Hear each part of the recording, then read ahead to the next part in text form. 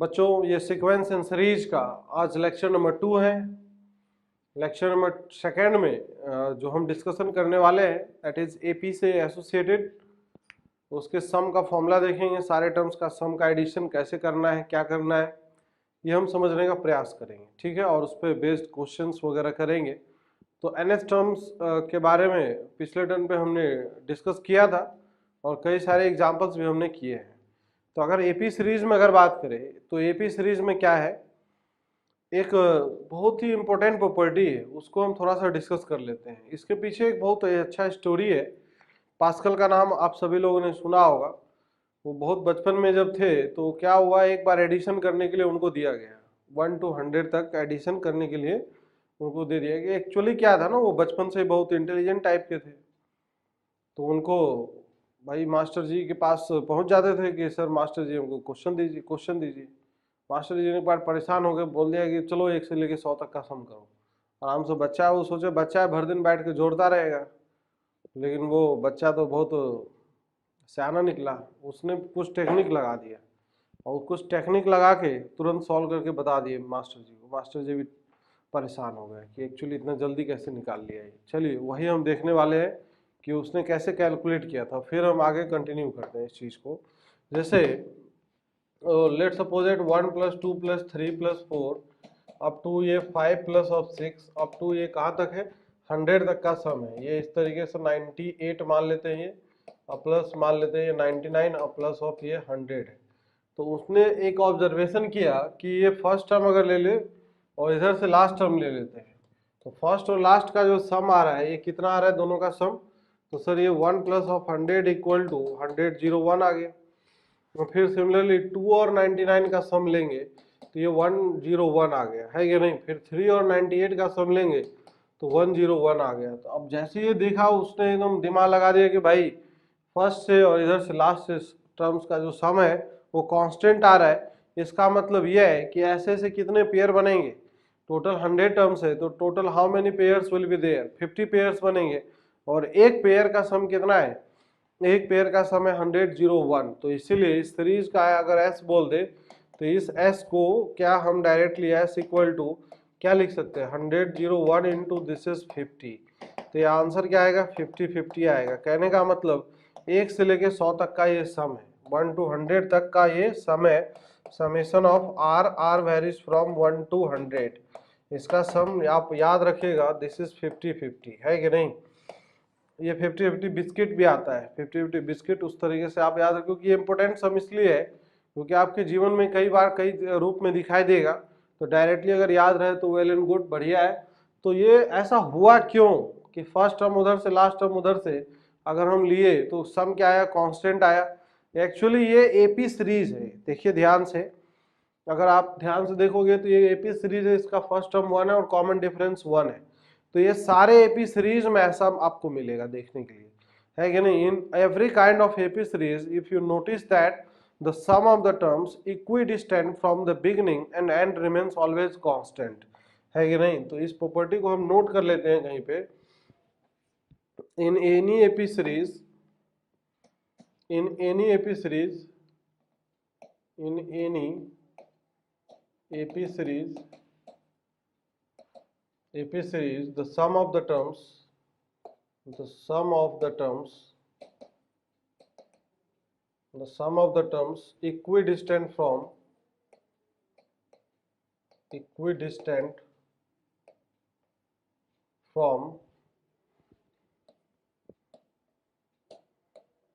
beginning and end, beginning and end remains always constant, remains always constant.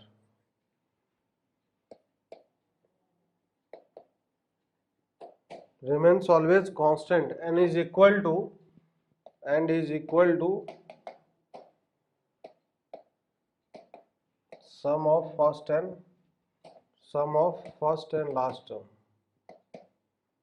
first and last term। हाँ, तो इसको अगर हम example से समझे तो एग्जाम्पल से ये क्या दिखाई देगा, this is 2 + 4 + 6 + 8 plus of 10 plus of इस तरीके से चलते जाए 12। तो यहाँ से आप देखिए सबका सम, इसका सम कितना आ रहा है 14 आ रहा है, इसका सम कितना आ रहा है 14 आ रहा है, इसका सम कितना आ रहा है 14 आ रहा है।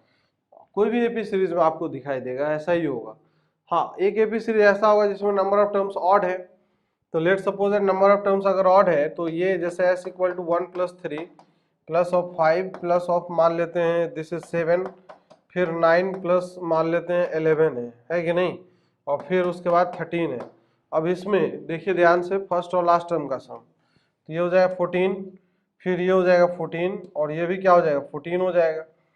तो ये सारे टर्म्स का सम जो 14 है दिस इज 14, तो ये बीच वाला जो टर्म है इसके लिए तो कोई पेयर है ही नहीं, तो बीच वाला टर्म इसका आधा होगा, है कि नहीं। बीच वाला term middle term is equal to, जैसे middle term is equal to हो जाए जिसमें middle term always equal to हो जाएगा this is a plus of l by two, sum of first plus last by two के equal आएगा। बिल्कुल ये सही बात है, क्योंकि इसका पेयर अगर होता मान लेते एक इमेजिनरी पेयर कुछ x होता तो that plus that is also equal to this plus this आता, तो वहां से भी हमें समझ में आ जाएगा कि a plus l by two ही आएगा निकल के, इसमें कोई समस्या और परेशानी जैसी बात नहीं है। क्योंकि ये दोनों टर्म भी क्या हो गए, ये तीन टर्म अगर उठाएंगे तो एपी में ही दिखाई देगा, तो ये तीन टर्म एपी में दिखाई देगा, तो this plus this is equal to this plus this, तो है कि नहीं, this plus this is equal to this plus of this आ रहा है। तो इसका मतलब यह है कि ये टर्म इसका आधा हो जाएगा this plus this by two, तो इसका this plus of this is equal to first plus last.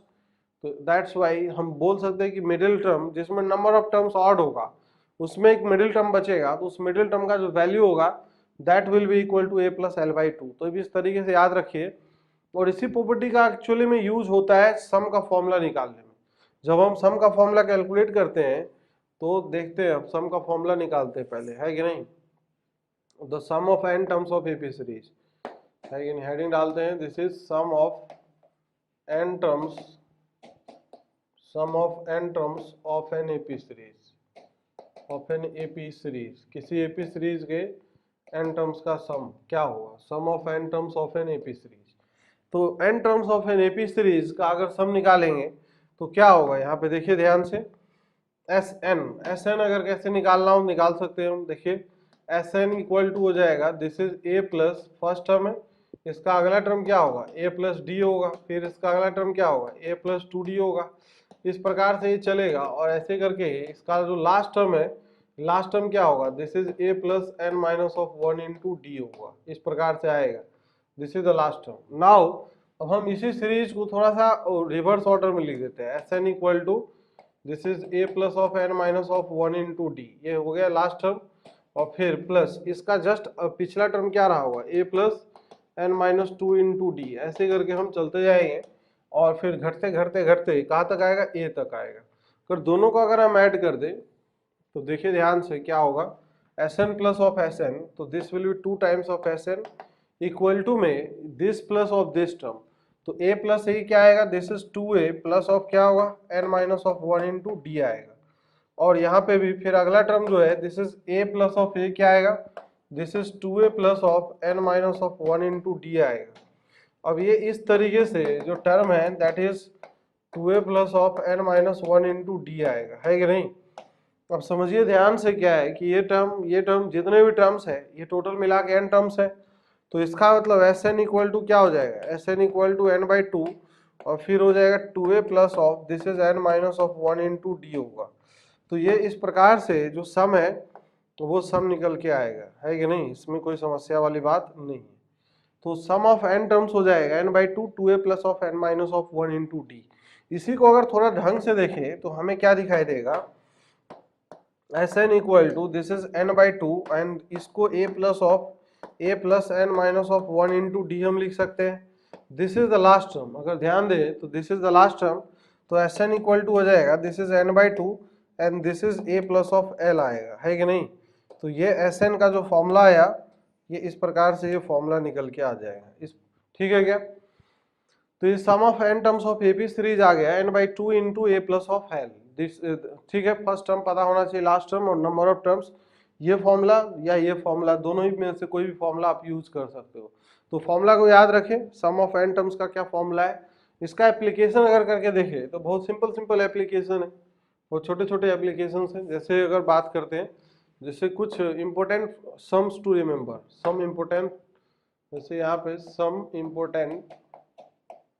Important sums to remember, इसको आप याद रखिए डायरेक्टली। कुछ इंपॉर्टेंट सम है, इसका सम आप याद रखिए। जैसे first sum of first n natural number, sum of first n natural numbers, n natural numbers का सम क्या होगा? फर्स्ट एन नेचुरल नंबर मतलब स्टार्ट कहाँ से होगा ये कार्यक्रम? तो 1 + 2 + 3 + ऑफ 4 और ऐसे करके n तक जाएगा। तो इसका सम क्या हो जाएगा? n × n + of 1/2। तो ये कैसे आएगा? फर्स्ट टर्म पता है, लास्ट टर्म पता है, तो a + ऑफ l/2 है कि नहीं? मतलब यहाँ पे n/2 × a + l। तो इस तरीके से हम निकाल सकते हैं। नाउ सेकेंड जो फॉर्मूला है इसी में, that is sum of first n even numbers, n even natural numbers. तो देखिए यहाँ पे क्या होगा। हाँ, तो sum of first n even natural numbers क्या होगा? इसका सम अगर निकालेंगे तो that will be like this will be 2 + 4 + 6 + of 8 और फिर ऐसे करके कहाँ तक जाएगा? दिस इज 2n तक आएगा। तो इसमें भी टोटल नंबर ऑफ टर्म्स कितने हैं? n है। तो n/2 फर्स्ट प्लस लास्ट, तो 2 प्लस क्या हो जाएगा? 2n हो जाएगा। तो 2 यहाँ से कॉमन लेके अगर कैंसिल आउट कर ले तो this will B n × n + of 1 आ जाएगा, है कि नहीं? तो इसमें नंबर ऑफ इवन टर्म्स कितने हैं? n टर्म्स है इसमें भी। आप इसको भी याद रखें, n × n + 1 का ये formula. Now the third formula is that sum of first n odd numbers, sum of first n odd naturals। तो इसका अगर n odd naturals का अगर सम निकालेंगे तो पहला टर्म क्या है? पहला टर्म हो जाएगा दिस इज 1 + 3 + 5 और ऐसे करके जाएगा तो this will B 2n - of 1 हो जाएगा, है कि नहीं? नंबर ऑफ टर्म्स हो जाएगा यहाँ पे n/2 हो जाएगा, फर्स्ट प्लस ऑफ लास्ट। तो फर्स्ट प्लस लास्ट मतलब 1 प्लस क्या हो जाएगा? 2n - of 1। ये और ये इससे कैंसिल होगा, 2 से 2 कैंसिल आउट हो गया, तो दिस इज n²। तो एक परफेक्ट स्क्वायर आ रहा है। मतलब ऑड नंबर्स का जब भी सम करोगे शुरुआत से कितने तक भी अब चले जाओ तो that will be number of the terms taken as odd, उसके स्क्वायर के इक्वल आएगा। ये बहुत ही अच्छी बात है कि नहीं? देखिए यहाँ पे मैं एक ऑब्जर्वेशन कराऊं। जैसे यहाँ पे शुरुआत के 3 नेचुरल नंबर, चाहे 1 नेचुरल नंबर, चाहे 2 नेचुरल नंबर, अगर एक अगर करेंगे तो मतलब 1 का स्क्वायर, 1 + 3 करेंगे, दो ऑड नंबर है तो 2 ऑड नंबर है मतलब ये 2 के स्क्वायर के इक्वल होगा। 1 + 3 + 5 शुरुआत के 3 है तो ये 3 के स्क्वायर के इक्वल आएगा। 1 + 3 + दिस इज 5 + ऑफ 7 तो ये कितना आएगा? 4 के स्क्वायर के इक्वल। ये कितनी अच्छी बात है कि मतलब कि ये हम इस तरीके से एक्सप्रेस कर सकते हैं किसी भी परफेक्ट स्क्वायर नेचुरल नंबर को। हम क्या उसको ऑड नंबर्स का सम, ऑड नंबर्स के सम के स्क्वायर के इक्वल लिख सकते हैं, है कि नहीं? लगातार ऑड नंबर्स के सम के स्क्वायर के इक्वल लिखा जा सकता है। ये बहुत ही अच्छा ऑब्जर्वेशन है, इसका काफी ज्यादा यूज हो जाता है कई बार अच्छे क्वेश्चंस में। तो आप इस प्रॉपर्टी को याद रखिए, that is important to know. अब नाउ इसके ऊपर जैसे क्वेश्चन बनते हैं, सम के ऊपर किस टाइप के क्वेश्चन बनते हैं, तो थोड़े कुछ एग्जाम्पल से हम इस चीजों को फील करते हैं और फिर हम क्वेश्चन करने का प्रयास करते हैं, ठीक है? जैसे कि एग्जाम्पल दिया है, find the sum of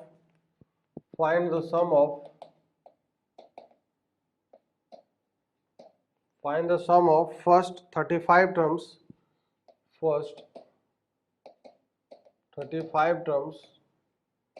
of AP series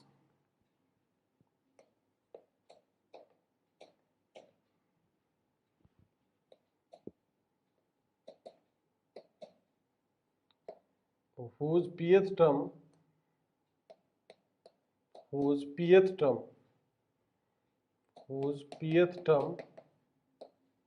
is given by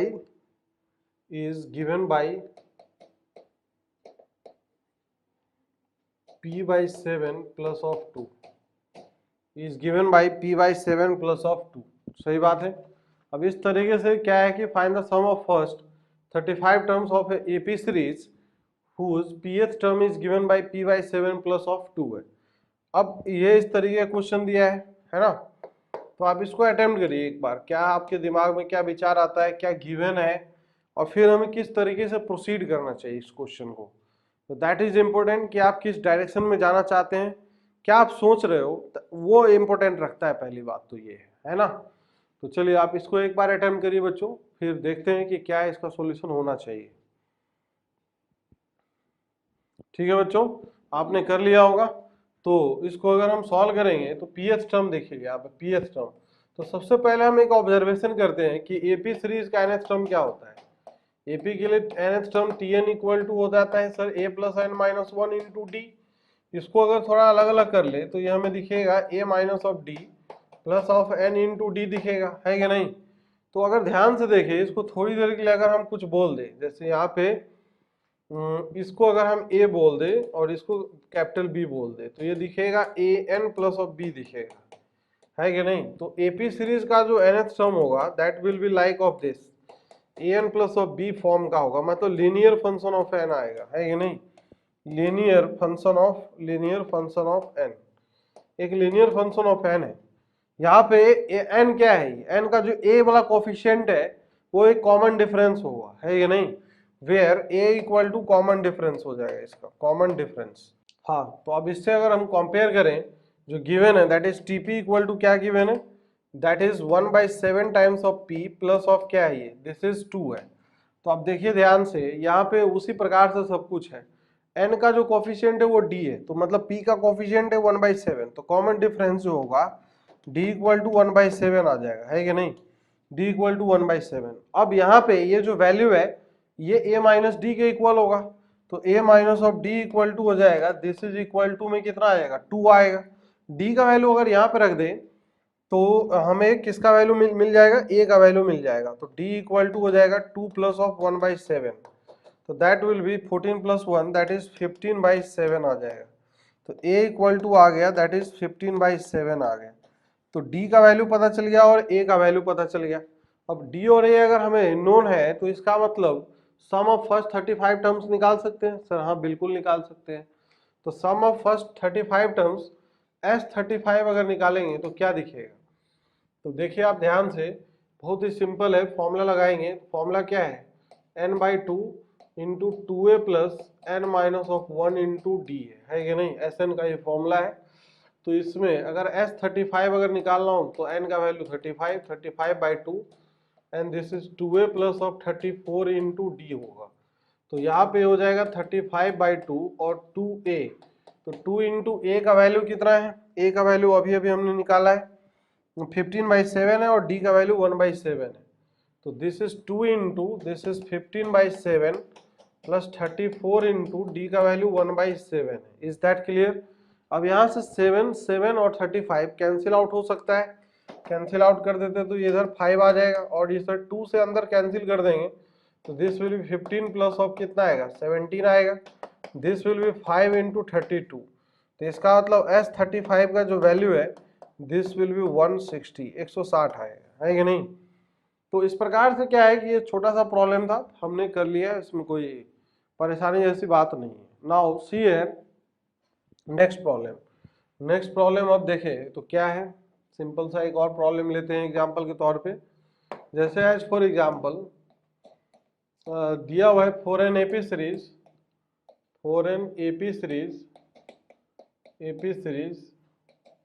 the sum of first n terms is given by ये दिया हुआ है this is 3n square plus of 4n, ठीक है। Then find its nth term, find its nth term। इसका nth term क्या होगा हमें ये फाइंड आउट करना है।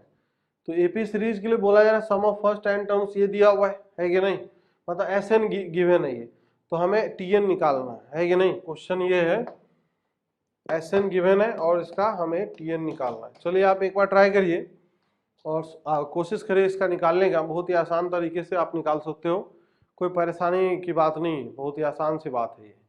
ठीक है बच्चों, तो आपने ये कर लिया होगा, वेल एंड गुड, बहुत बढ़िया।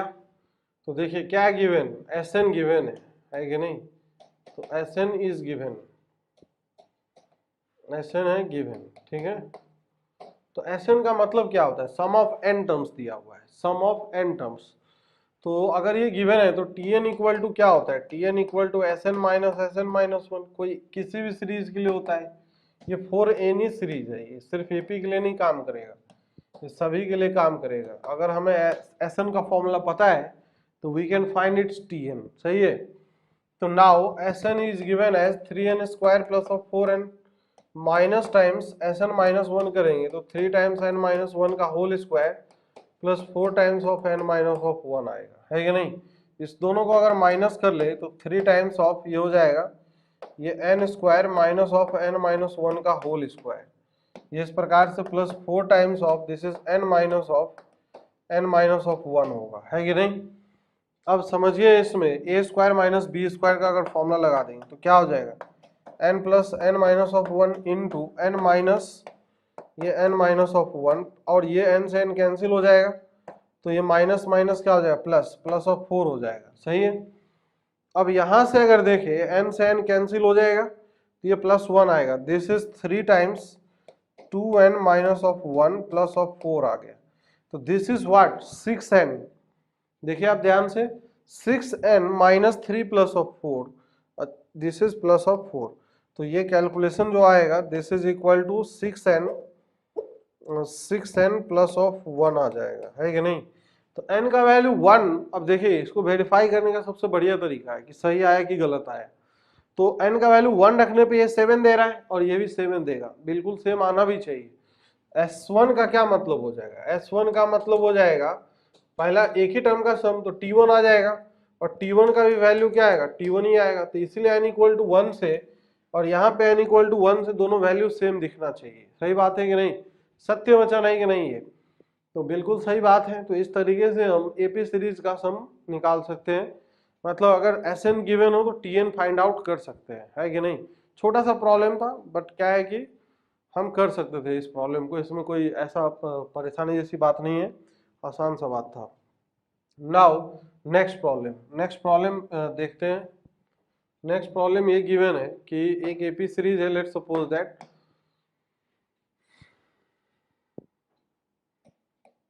क्वेश्चन ये है, if the ratio of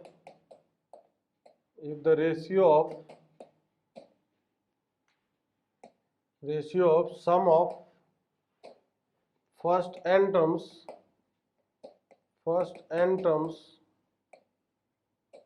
of two AP series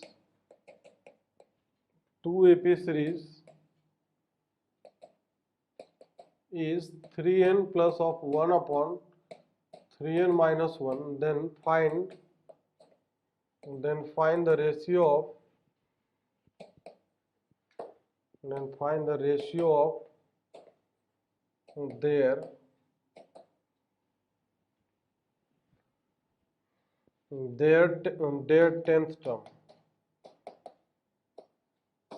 tenth term का रेशियो दोनों का, दो एपी सीरीज है, the ratio of sum of first n terms of two AP series, दो अलग अलग एपी सीरीज है, उस पहले का सम का कुछ फॉर्मूला आएगा, फिर दूसरे का सम का फॉर्मूला आएगा, उसका रेशियो ये गिवन है, then find the ratio of their tenth term, दोनों के 10वां टर्म का हमें रेशियो फाइंड आउट करना है। क्वेश्चन क्लियर है क्या, क्वेश्चन को अच्छे से पढ़िए, समझिए, फिर उसके बाद क्वेश्चन को आप अटेम्प्ट करिए, है ना।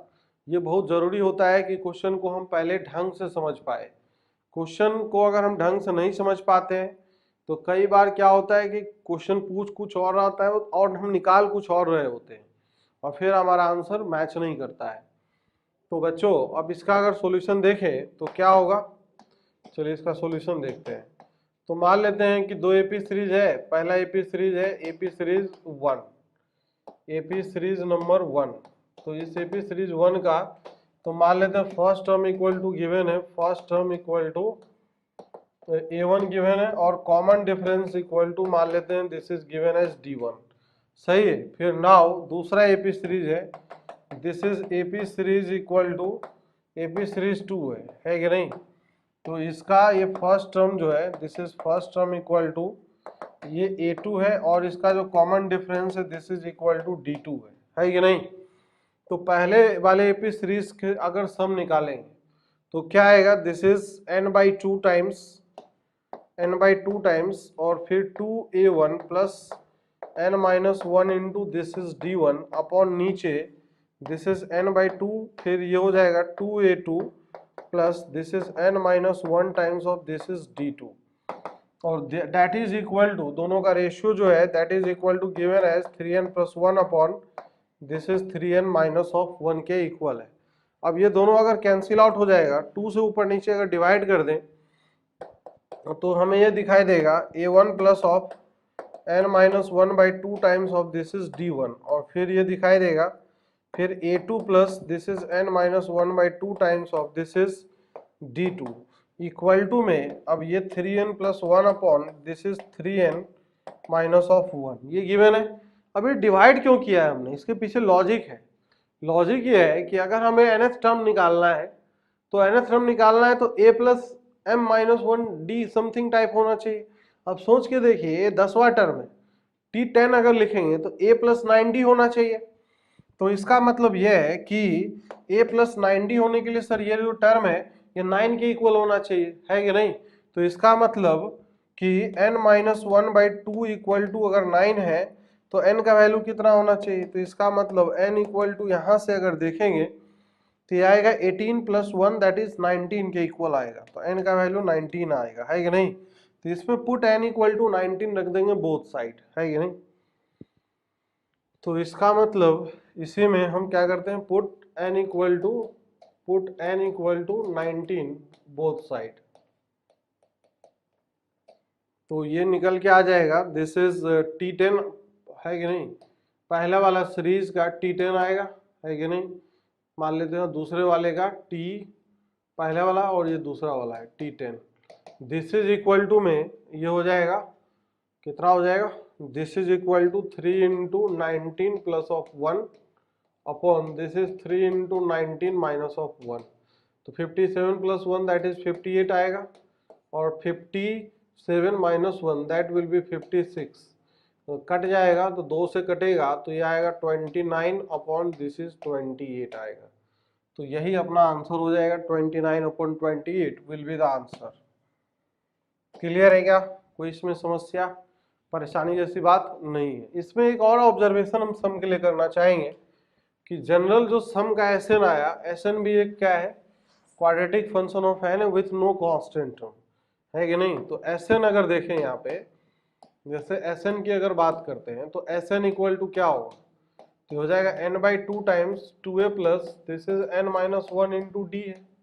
इसको अगर हम n से अगर n/2 से अगर अंदर मल्टीप्लाई कर दे तो ये दिखेगा, तो ये क्या आएगा, an आएगा, फिर प्लस ये आ जाएगा n इंटू n-1 और ये इधर d/2 आएगा, है कि नहीं? तो ये आएगा this is an plus of n² minus of n into this is d/2 आएगा, तो ये हो जाएगा d/2 into this is n² plus a minus of this is d/2 into this is n आ जाएगा। इसको अगर a मान लें और इसको अगर b मान लें तो Sn इक्वल टू क्या दिखेगा, this is an² plus of bn आ गया, है कि नहीं? तो ये क्वाड्रेटिक फंक्शन ऑफ n है विथ नो कांस्टेंट टर्म, है कि नहीं? This is a quadratic function of n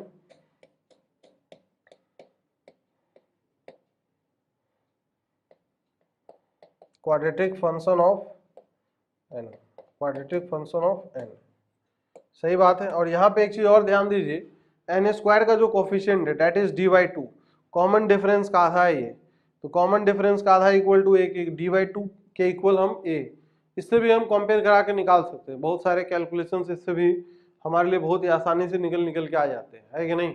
कई सारे क्वेश्चन होते हैं जिसको हम इस तरीके से भी डील कर सकते हैं, या क्वेश्चंस में कहीं भी मिल जाए तो इस प्रकार से हम यूज कर सकते हैं। जैसे एज फॉर एग्जांपल मैं बताऊं कि अगर हम जैसे Sn अगर गिवन है, लेट सपोज दैट वही 3n² प्लस ऑफ 2n, और अगर पूछ ले Tn निकालो, फाइंड Tn, तो एक तो तरीका है जो अभी हमने सीखा है कि उससे निकाल लेंगे, है कि नहीं। दूसरा तरीका ये भी है, अब यहाँ से अगर देखें तो कंपेयर अगर करवाए यहाँ से तो एन स्क्वायर का ये कोफिशिएंट 3 है और यहाँ पे कितना है d/2 है, मतलब d/2 इक्वल टू 3 आ जाएगा।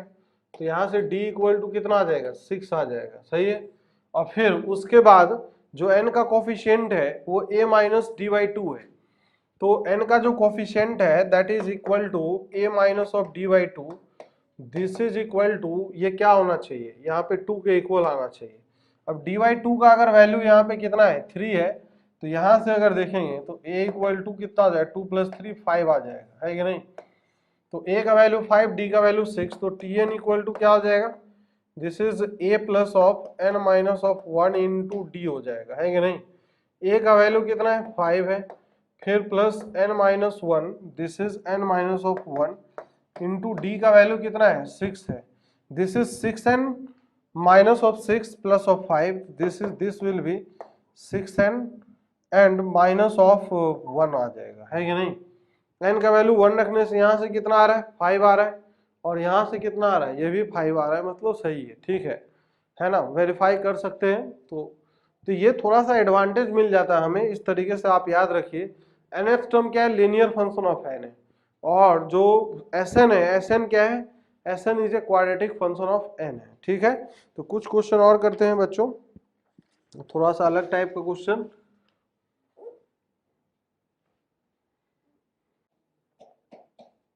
Question is given that if a1 comma a2 comma a3 up to an are in AP series, are in AP, AP में दिया हुआ है, और such that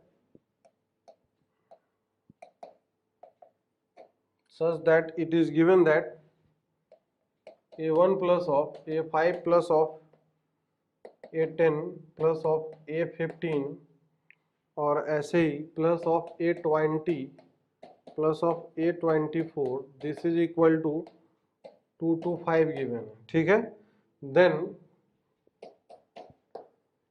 देन हमें बताना है कि a1 plus of a2 plus of a3 up to कहाँ तक है, a23 प्लस ऑफ a24 तक का सम क्या होगा। 4 ऑप्शन दिए गए हैं, option number A is 909, option number B is 75, option number C is 750, option number D is 900।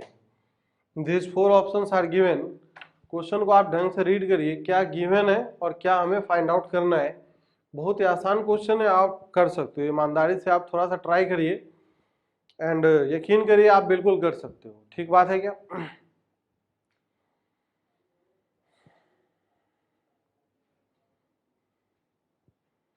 हाँ तो बच्चों हमें ऐसा लग रहा है कि आपने अटेम्प्ट किया होगा वीडियो को पॉज करके, और फिर आपका आंसर आया होगा, ठीक है। चारों ऑप्शन में से कौन सा ऑप्शन आया अब देखते हैं। Now let us see this problem. तो इसको अगर सॉल्व करेंगे तो सॉल्यूशन ऑफ दिस, तो क्या होगा इसका सॉल्यूशन देखते हैं।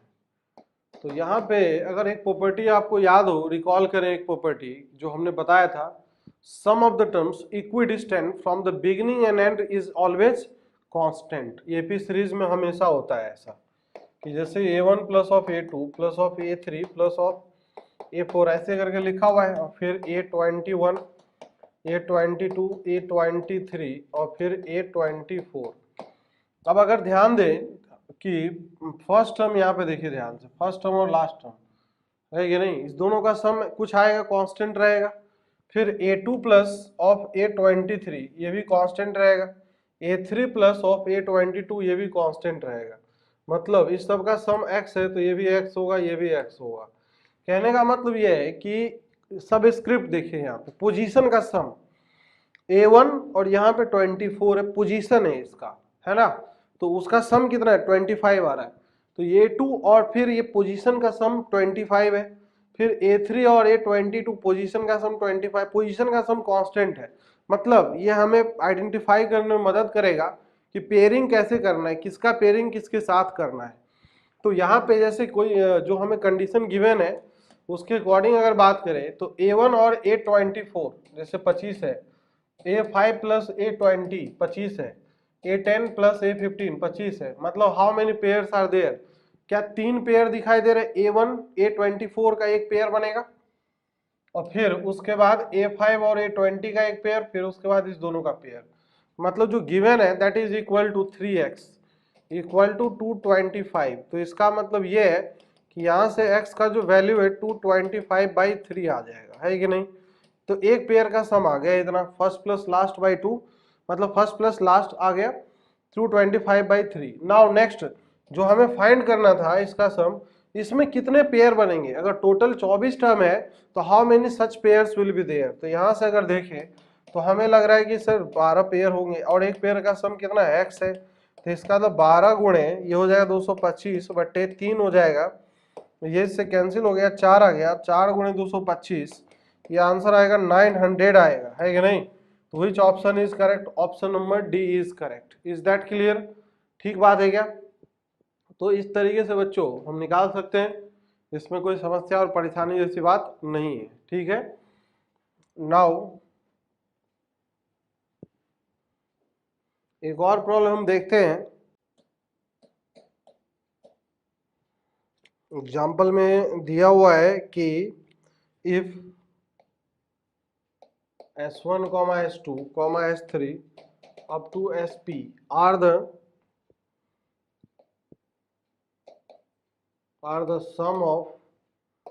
sums of n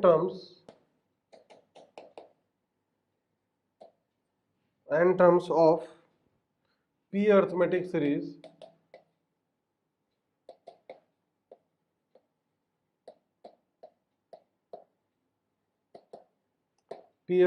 series whose first terms are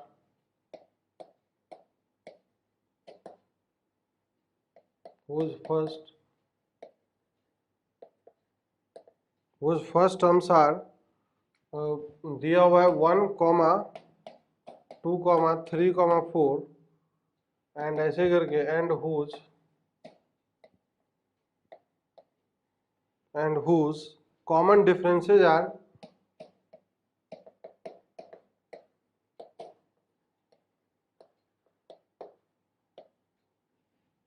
and whose common differences are 1, 3, 5, 7, then prove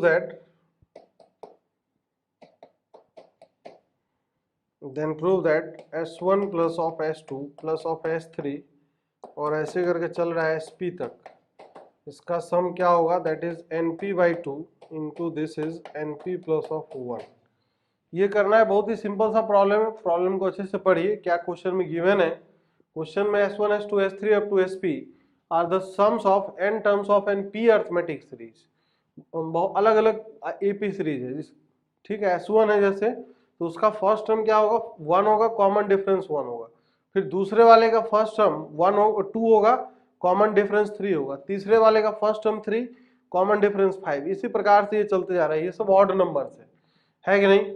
तो आप क्या करना है, सबका सम निकाल के फिर सबको ऐड कर देना है, फिर उस सब का भी एडिशन है, तो सबका एडिशन करने के बाद ये आना चाहिए। बहुत ही आसान प्रॉब्लम है, बिल्कुल टफ प्रॉब्लम नहीं है, बहुत ही आसान है। आप हमें लग रहा है कि अगर थोड़ा सा कोशिश करेंगे तो आंसर आ सकता है आपका।